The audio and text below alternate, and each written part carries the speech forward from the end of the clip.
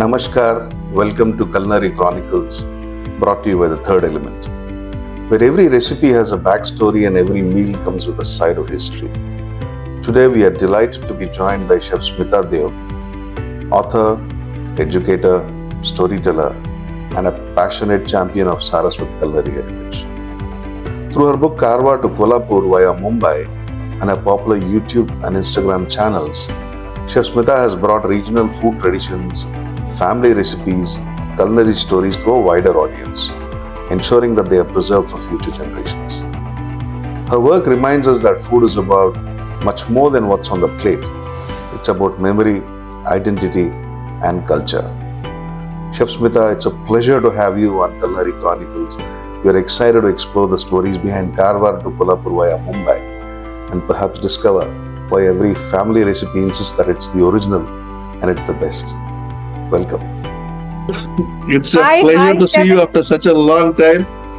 Such a long time. I know, Shankar Chef, it's so amazing to see you as well. Happy to see Great you. cooking session. And I give you the credit for teaching me how to make the best pongal.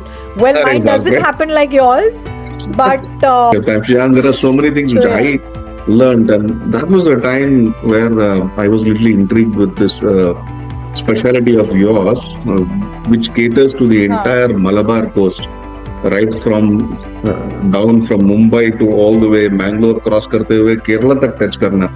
That is some distinct cuisine which has got its own style. And then I realized that within that style there are so many other styles also. It's not a uniform cuisine. In fact, I will say that every 50 kilometers, the cuisine changes slightly depending on the geographical conditions and what is locally available. Absolutely. Yeah. But a lot of us, including I, do not understand this coastal cuisine as we should, because when we were taught, we didn't go into the nuances. Kerala cuisine बोल के हमको एक state का सिखा दिया था. Then they taught us a bit of Konkani, where we had to learn about cuisine from Goa, जैसे bibinka या zakuti या sorpotel, vindaloo. These were the things we were taught. Correct. Then when as we read and as we understand and as we travel, and after interacting with you and seeing your recipes on YouTube and Insta and seeing you work, I realized that there is so much more than what we have read and understood.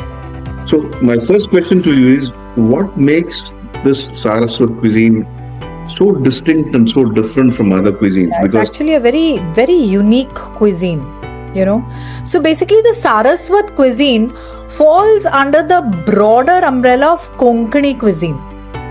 Okay, and if you dwell deeper into it, you will see the differences in the cuisine from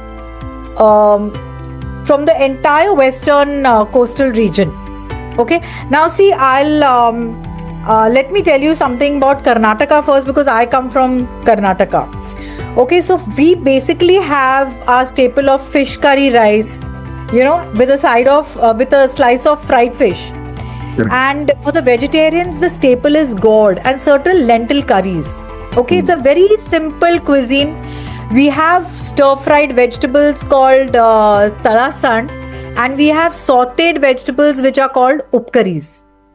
And they are such simple, like talasan is nothing but coconut oil mein you either put drumsticks or you put cauliflower or you put potato and just namak, lal mirchi powder or turmeric. That's it. That's your talasan. Wow. And for an upkari, you have a vagar of a tadka of hing, rai, kadi patta, sukha mirch or green chilies, one of the two, and you add the vegetable. You just sprinkle some water on it, cover and cook it, garnish it with coconut. Wow. That is an upkari, and the most important ingredient in this is the coconut oil that we use. So this is like a one of the main staples of our Karnataka cuisine. I'm talking about North Karnataka, where I come from. Like I say, I'm from UK, Uttar Kannada. So we also use special red chilies, which is the bedgi mirchi. Then we use kokum, which is a souring agent, and we use teppal, which is a family of the Sichuan pepper. It's called teppal. Teppal, okay. Pepper and coriander seeds. These are our basic main spices that we use in our cooking in North Karnataka. Now, if you go to Maharashtra, and of course, fish is a staple. Now, when you go to Maharashtra, when you have the Konkanis who are staying in Maharashtra, the fish is also a part of the cuisine along with chicken and mutton. Okay. So, like you'll have lentils and peas which are cooked in onion coconut gravies, and a wide variety of spices are used in the whole Maharashtra belt. Like you have the Malwani mutton, you have the Malwani chicken, you have the Komdi vade, Yes. Yeah. Like a little robust when it comes to the flavors, a little more stronger than Karnataka. Now, if you move to Goa basically has two cuisines. One is the Hindu Goan and one is the Portuguese Goan. Right. Okay. Now, the difference between the Hindu Goan is that it is quite similar to Karnataka, but they have souring agents they will use raw mango, they will use tamarind. Kokum is very less. Whereas in Portuguese, they will have pork, they will have mutton, they will have chicken, they will have fish. Their souring agents are vinegar. So basically, this is the difference. And in Goan cuisine, they need not use coconut oil in most of their food. They will use any mild oil or seed oil. And so with the Portuguese food. So we are all a part of the coast. Depending on the geography and the history of the place, the cuisine is slightly very marginally different. Which under the umbrella of Konkani food is under the umbrella of Konkani food. But every cuisine has its own flavors and own tastes. So is this by far affected by the geography and the availability of ingredients down the coast? Kokum at one place, coconut at a lot of places, then the Portuguese influence of getting vinegar into the food. So Karnataka has got heavy rainfall and it's got absolute rich red laterite soil. Excellent for gourds, excellent for rice, excellent for coconut. So, most of the cooking, you will find there will be a lot of gourds, tubers that are used in our cooking. And like now if you go, you have jackfruit, you have pineapple, you have mangoes, you have hog plums, which are incorporated in our curries. Like we have ansa fansa bhaji, we have ambadya urda methi, we have ambya upkari in the summers, we have fansa sushel. And a lot of our food has got a little bit of sweetness in it. The vegetarian part of it has got a lot of sweetness, a little bit of sweetness, tanginess, and a little bit of spice added to the food. Also because the history of how we migrated from the north and we came down to the coast. We settled down to the coast, right? So basically, we were from the north, and our staple was a lot of dairy products. And then when the river just disappeared, we came down from Bengal and then we settled down in on the coast, Maharashtra, Karnataka, Goa, and Kerala. So when we came down to the south, most of us were hungry. We were famished with no food. So we decided that let's call the fish the fruit of the sea, and we Brahmins conveniently made it the fruit of the sea, and so we Brahmins eat a lot of fish. There are some amazing things to know about our community.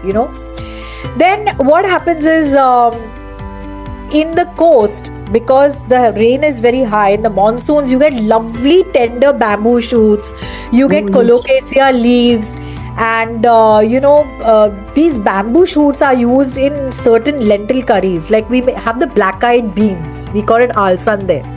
So we make alsande randai, which is a curry. Okay. Alsande randai. In Goa, this alsande randai is made differently, and it's called alsande tonda. Okay, but we call it alsande randoi. And in that randoi, we put tender pieces of pickled bamboo shoots. Wow. And it is one of my favorite, though it stinks. I mean, if I cook it at home, Abhinay refuses to come home. So yeah, so so this is how the geography has you can say has influenced our cuisine. So depending on history, geography, the food culture, the typical Konkani GSB food, came up very beautifully. Tell me, what do you think are the top 3 dishes which everyone must try? The number 3 is a very small number. There are lot of dishes which I can which I think are fantastic and the world should try. One of my personal favorites is the tamboli. Tamboli. Okay. Yeah, it's a kandya tamboli. It's an onion tamboli basically. It's one of the most simplest dishes, which is made with coconut, tamarind, bedgi mirchi and coriander seeds. You grind that to a nice paste, make it like a gravy consistency, and you just chop raw onion and add the raw onion to the gravy. That is it. You have it. It is room temperature. You never cook this dish, and you have it with rice, and you have it with a slice of fried fish or fried prawns, or you have it with batatyचे cup, like we call it batatya fodi. I'm telling you, chef, you will be in heaven. Ambya Upkari. You have these small mangoes, absolutely tiny mangoes. Yes. Which you peel the skin, you squeeze the juice out of the skin, whatever flesh is remaining on it, and then you give it a tadka and coconut oil of hing, rice, suka mirchi, hari mirchi. You put the mangoes, you put little jaggery into it, very little, because mango has its sweetness, but it's got that little sweet and sour thing also. And then you put lots of coconut, fresh grated coconut. That's it. Wow. That is it. Then we have, like, you have akki roti, right? So we rice have roti, yes. Yeah. So we have a roti like this made with ripe jackfruit. So you use that with semolina, and you add jaggery to it, little bit of cardamom powder, and you squeeze that jackfruit. It's so pulpy that you squeeze that jackfruit with the mixture, and then you pat it on a banana leaf. You pat the batter on a banana leaf, put another banana leaf on top, and just pan fry it. It's delicious, and you have it with ghee. Yeah, when you said banana leaf, I remember one dish which you had prepared and we loved it. A dessert था ये. Banana leaf में आपने fold करके steam करवाया था. It's called patoli. That was not banana leaf. It was not banana leaf. Turmeric leaf. Turmeric leaf. Yeah. So amazing we had patoli. Yeah, that's really a very delicious dish, and there are quite a few recipes, which I like. Bhakri is there. Then one of Kandya Tambuli is. There is one dish called the Gajbaje randai. Can you repeat that again? It's called Gajbaje randai. Gajbaje. Okay. It's got 21 types of vegetables which are grown which only you will get in the monsoon. Wow. So they are gourds.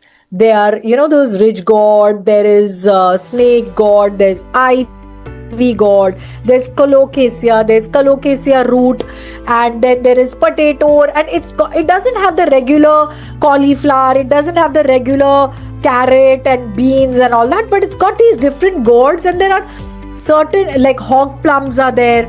So there are 21 tubers and gourds which come together, and this beautiful medley of vegetables called the Gajbaje randai is made, and it is, and trust me, it is outstanding. So these are the few dishes which are very, very close to my heart. Besides the patoli, besides the kotte, now you go like what has happened is we don't make most of these things at home, and we depend on these new cafes in Matunga to serve us these patolis and kottes. Oh yeah, there was a favorite of mine, Chef Raj, and I used to go there almost every once a week. बंद हो गया है, idli house बोल के था वो, खोट्टे बोल के मिलता था वहाँ पे. Idli house, na? Yeah, it was brilliant. Oh, that idli in that leaf, kotto. The banana in a jackfruit leaf. Jackfruit leaf was amazing. Yeah. Chef, what is the prominence of festivals, and what are some of the important festivals, and what are the specialities which you usually cook during these festivals? So, in our Karnataka, Ganesh Chaturthi is one of the most important festivals, even more important than Diwali. So, during Ganesh Chaturthi, we make an elaborate meal of this Gajbaje randai because you get all the possible gourds and the tubers only in the monsoon. So that's when this particular randai is definitely made as an offering. Then you have a Muga Gashi. Muga Gashi. Yeah, which is basically moong, whole moong. You soak it overnight and then you cook it along with a coconut curry, coconut gravy. And then you have small fine pieces of coconut in it. Fresh pickle, you have kosambari, so you have this muga gashi, you have an upkari, you have a tarasan, you have a dari toy, you have rice, you have madgane, which is a dessert made with chana dal and coconut milk. Now Gokashtami mein Krishna Janma is at 12 o'clock in the night, right? Yes. So हमारा सुबह से fast शुरू होता है. Okay. We eat chapati and batatechi bhaji. Okay. Because wheat is not our staple, right? Yeah, it's not, yes. So we have chapati or puri with the yellow batata bhaji. With no kanda lasoon in it. A simple chok of hing, rai, kadi patta, hari mirchi and lime and potato. So whole day we fast.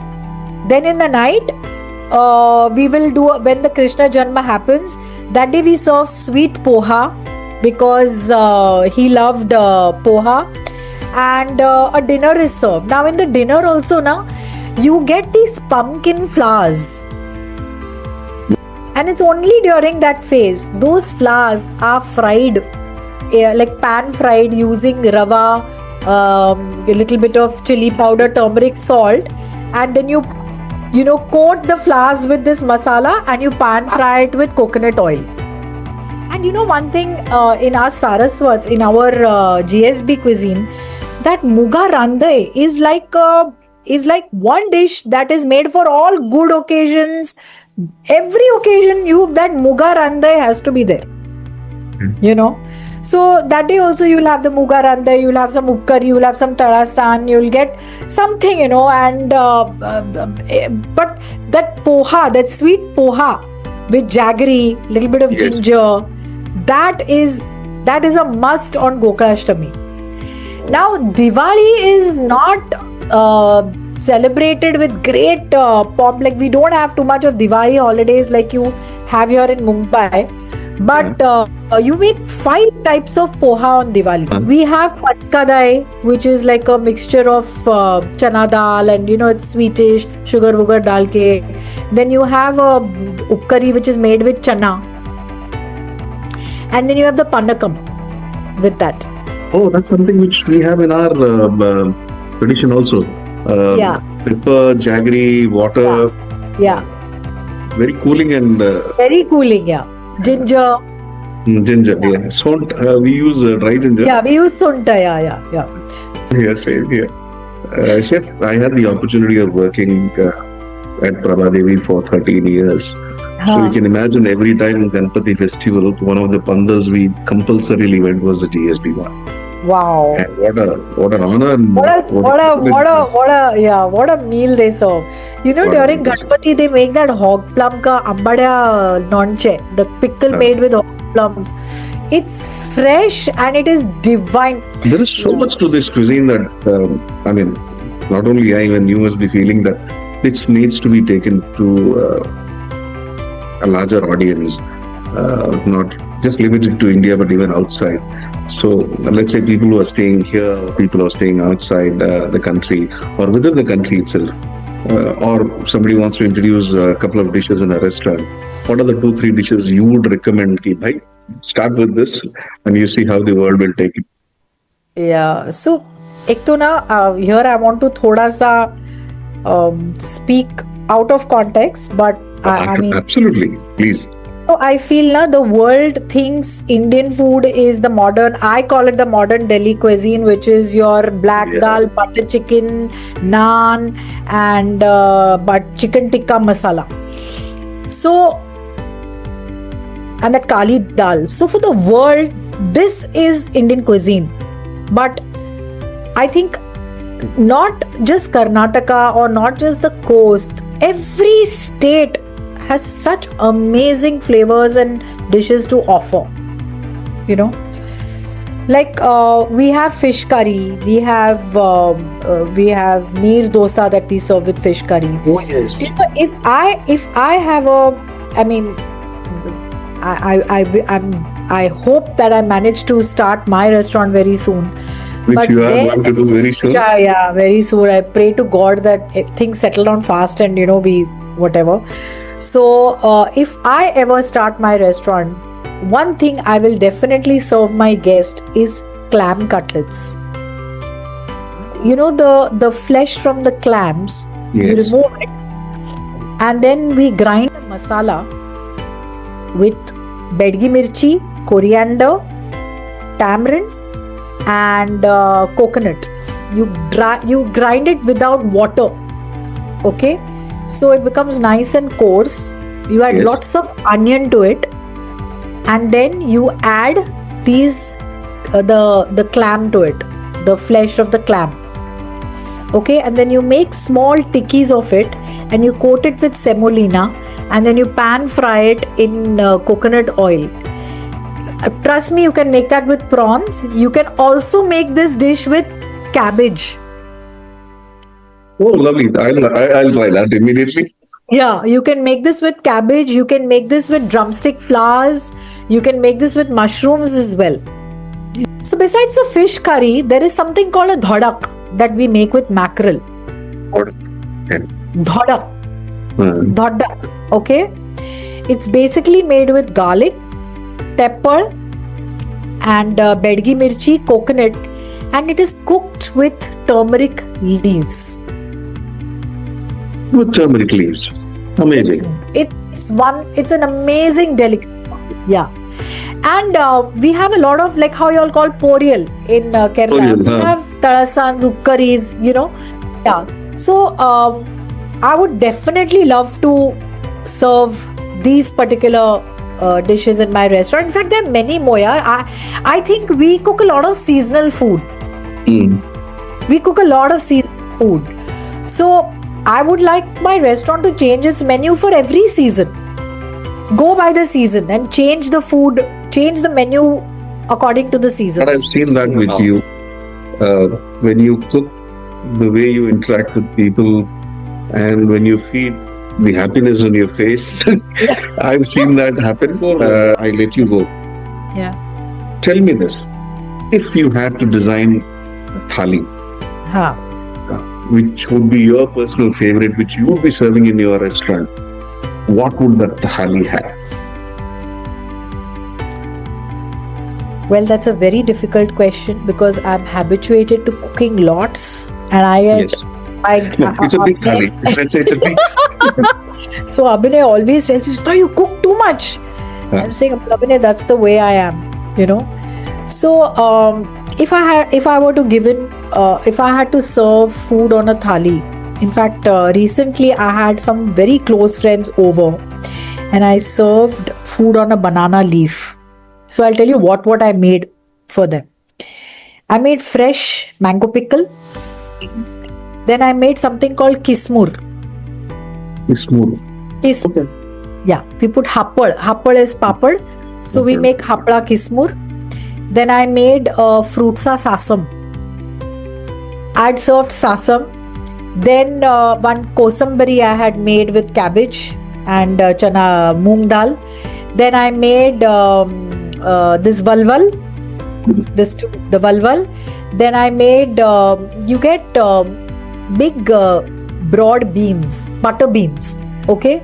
So I made a bendi with that. Then I made mutton curry, which my uncle has taught me. Very typical South Indian style ka curry. Then I made a chicken with a very different twist. So I used goda masala in the chicken. Okay. So that I made, and then I made fried fish. I made appam. I made rice and fish curry. Then this hashai. We have heard so much about your parties and the elaborate spread which you have. I have personally seen the number of items you cook for a particular meal. I've seen the reactions of people who have worked with you and who have eaten your foods. It's a pleasure to have been associated with you when we, for a few months, did what we did at the place, which we liked so much. Chef, it's a pleasure. I mean, how do I say this? I just hope that when I'm there, I come and meet you and come to your restaurant to enjoy. Not just come and meet me, come and have a meal with me. Yeah, absolutely. And same here, if you're traveling here, please do come over. We'd love to host you. And, absolutely. And this is a wish which I have, that you do so much more in terms of spreading the knowledge, the passion and the love you have for food, so that I'm so sure that people just listening to this would be tempted to try out some of the items. But thank you so much for doing this. It was my pleasure. Trust me, I've, with the questions you've asked me, I relived my childhood so beautifully today. And I'm like all excited, to cook more and absolutely share more, Yeah. And wishing all the best to, I saw the trailer. It's amazing. Thank you. And we are waiting for it. The family has seen the trailer, so I just wish it's out soon and we are able to see it and get as thrilled as when we saw the trailer. All the best to Abhinay and you. Thank you. Thank you so much, Chef Smita, for doing this. Chef. Thank you. It was a pleasure to connect with you after long. Thank you. Thank you so much. And I'm sure we'll be seeing you more. Yes, definitely. Definitely. Okay, Chef. Have a great day.